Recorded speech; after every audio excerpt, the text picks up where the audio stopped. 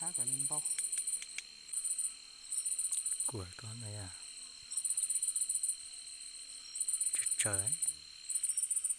gì khó thế chứ Trời con trẻ à,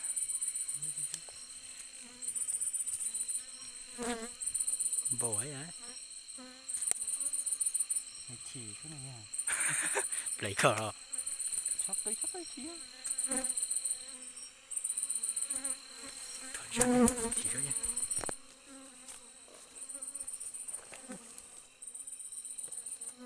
đấy,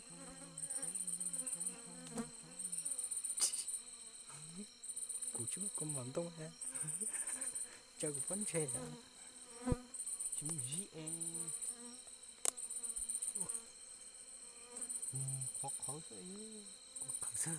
khó sẽ chúng nó gì cái liệt sơ, mấy con này có nhở, chúng gì chỉ để vấn đề à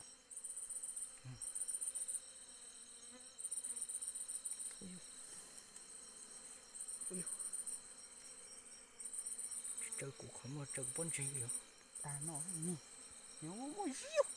có số đừng nó ba, ta nói theo ấy là ta có thế,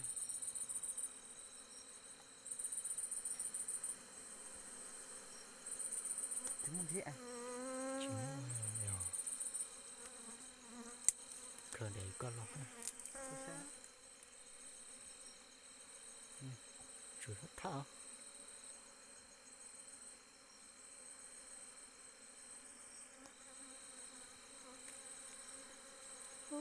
Chơi với ta cụ chủ ấy,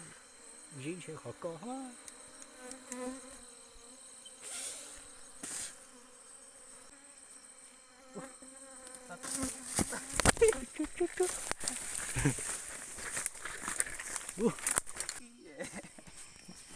tôi không nói chứ Đó, chúng mày gì chả chỉ ra được đi là lệ cái chị tôi tay anh này chị giờ ra bốc khía chúng khó gì ui giá thế đó chúng khó gì để bầu thế